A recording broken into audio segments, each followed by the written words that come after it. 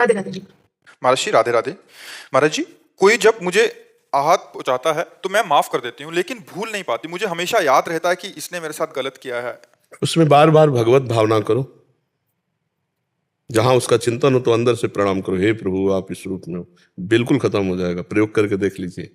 जहां वो आदमी आवे तो आपका भजन बन जाएगा, हे प्रभु हे प्रभु, नाथ आप ही हो, मैं पहचान नहीं पा रही।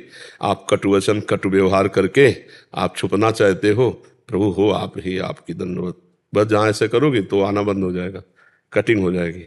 क्योंकि वो हृदय में जो जलन है ना, बार बार मन कहेगा प्रभु कैसे हो सकता है, दुष्टता की बात करता है तो प्रभु हो सकता है नहीं। बस अपने को काटना है, माया चिंतन काटना है, तो भगवत चिंतन से माया चिंतन कटेगा। और कहो सो कहाँ जहाँ प्रभु नहीं, जब सब में भगवान है तो उस दुष्ट व्यवहार करने वाले में भी भगवान है। हरिवंश महाप्रभु हमारे कहते हैं, ये क्रूरा अपिपापिनो न च सताम संभाष्य दृश्याश्च ये सर्वान वस्तुतया निरीक्ष परम स्वाराध्य बुद्धिर्मम।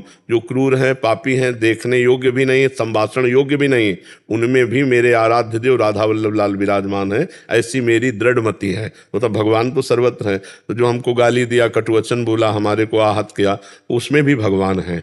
पहली बात तो हम उसका चिंतन ही न करें, पर अगर चिंतन होता है तो हम उसमें भगवत भाव कर लें तो बच जाएंगे, नहीं द्वेष हो जाएगा। उसका चिंतन करके हृदय जलेगा कि यार इसने ऐसा कहा, बड़ा दुष्ट है, ये उसका बुरा होना सोचा तो उसका बुरा होगा कि नहीं होगा, लेकिन आपका अभी बुरा हो गया, आपका मन मलिन हो गया, द्वेष युक्त हो गया, तो आपका बुरा हो गया। इसलिए अपने को बचाना है। अपने गाली देने वाले, निंदा करने वाले, अपने के प्रति दुख देने वाले को भी हम भगवत भाव से, और भगवान उसे संभाल लेंगे, भगवान संभाल लेते हैं। ये ना सोचे कि ये बढ़ता चला जाएगा फिर हमें दुख और देगा, नहीं, कदम पे रोक लेंगे भगवान। जिस दिन तुमने भगवान के प्रति समर्पित कर दिया उस दिन भगवान संभाल लेंगे, हमने देखा है। या फिर उसके हृदय से वो भाव हटा दिया तो वो इतना प्यार करने लगा कि जब दोस्त से भी ज्यादा प्यार करने लगा। तो हम अपनी बात भगवान को भगवान सर्व सामर्थ्यशाली है। महाराज जी, उनमें भगवत भाव बार बार करते रहे। हाँ, क्योंकि बार बार मन में जैसे हमारे मन में बार बार उसकी झांकी आ रही और हमें द्वेष हो रहा है तो बार बार हे भगवान आप ही हो, तो बिल्कुल कट जाएगा, द्वेष नहीं रहेगा, वो भाव ठीक हो जाएगा।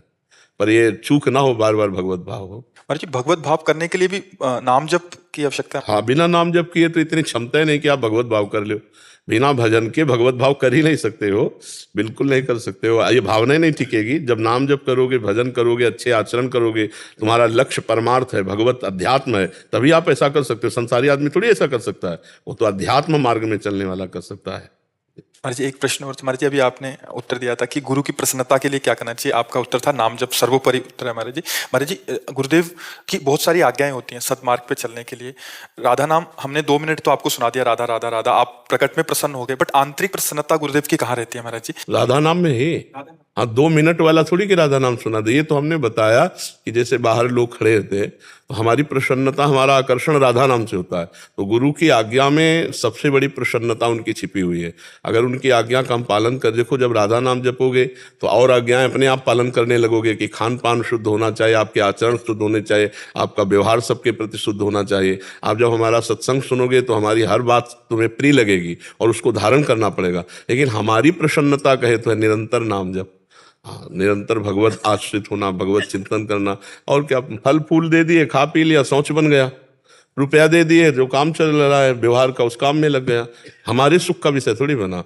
हमारे सुख का विषय तो भगवान नाम है। जितना नाम, अच्छा हमारे सुख का विषय हम नहीं है, हमारे सुख का विषय आप हो।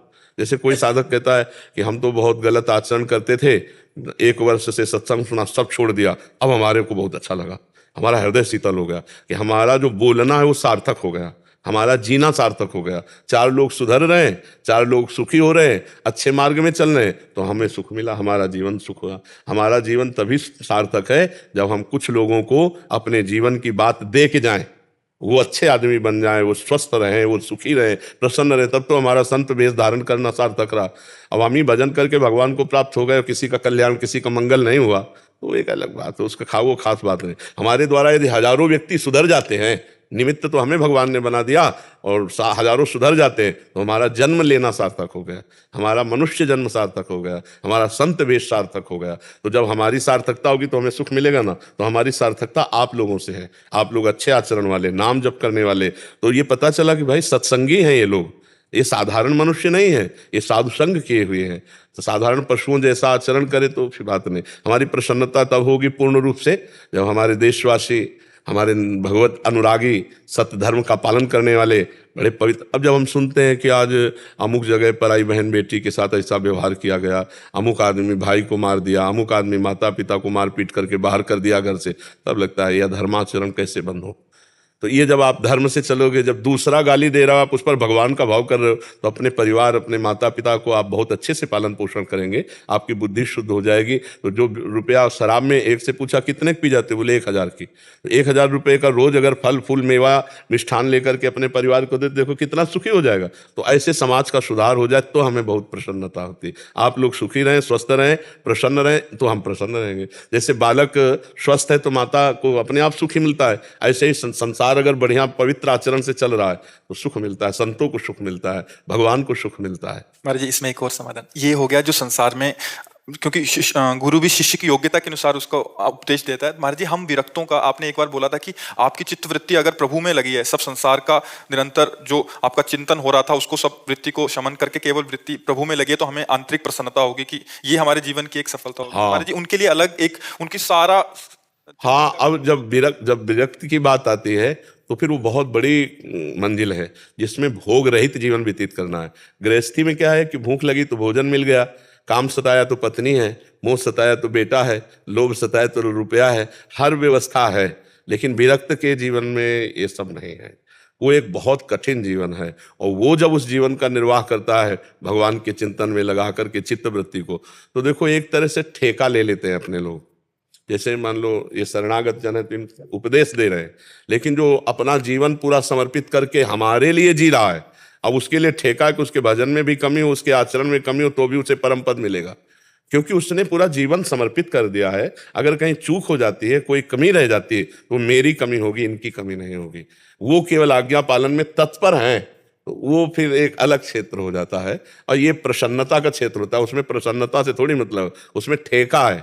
ठेका का मतलब नहीं होता कि भैया तुम्हारी जिम्मेवारी नहीं, ये जिम्मेवारी मेरी है, तुम्हारा कल्याण हो, ये जिम्मेवारी मेरी है, और मेरी बात मान लो, ये हम पर कृपा कर दो कि तुम निरंतर भगवान का चिंतन करो, विषयों के सेवन से दूर रहो। ठेका हमारा भगवत प्राप्ति अपने आप, और उसमें कमी बेसी होने पर भी भगवत प्राप्ति में बाधा नहीं पहुंचती। लेकिन आपका परिवार है, आप अभी अपनेपन में कुछ लिए हुए हैं, और ये अपनापन छोड़कर केवल हमारे हैं। न माँ, न बाप, न रिश्ता, न नाता, न भोग सामग्री, न घर, न मकान, ये केवल मेरे हैं। बस इस बात में, इनके मेरेपन की पूर्ति के लिए ठेका इस बात का कि तुम्हें निश्चित भगवत प्राप्ति होगी।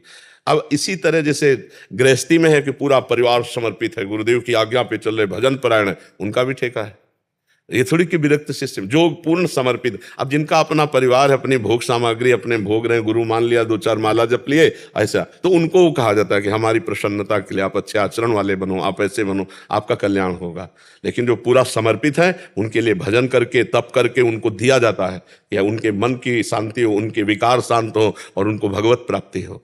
महाराज जी, भगवान का नाम और जैसे चिंतन है, तो ये गुणों के प्रभाव के अंतर्गत आता है, ये गुणातीत है? गुणातीत है। भगवान का नाम, भगवान गुणातीत, भगवान का नाम गुणातीत, भगवान का धाम गुणातीत। महाराज जी, कभी कभी बहुत विकलता आती है अंदर से कि अब तो इतनी मुमुक्षा जागृत हो गई है कि इसी जन्म में महाराज बिल्कुल बिल्कुल रोना ही आता है, तो ये गुणातीत है कि ये गुणों, क्योंकि अगले क्षण आधे घंटे 1 घंटे बाद देखेंगे। बच्चा, अभी विकलता जो है वो सतोगुण जब वृत्ति आती तब आती है। अभी गुणातीत वाली विकलता नहीं है, अभी गुणों के अंतर्गत ही है। पर भगवान का नाम गुणातीत है तो गुणातीत कर देगा, भगवान का रूप त्रिगुणातीत है तो वहां पहुंचा देगा। चिदानंद भगवान का स्वरूप है। ये केवल आप ही के चरणों की कृपा है कि 2 वर्ष हो गए, 2 वर्ष से आपका सत्संग और एकांतिक सुनते हुए, अब 1 माला से शुरू किए थे, आज 15 माला रोज करते हैं। बहुत सुंदर बच्चा, नई अवस्था है ना, पवित्र हृदय, बस गंदे आचरण मत करना, तो और आगे बढ़ते चले जाओगे।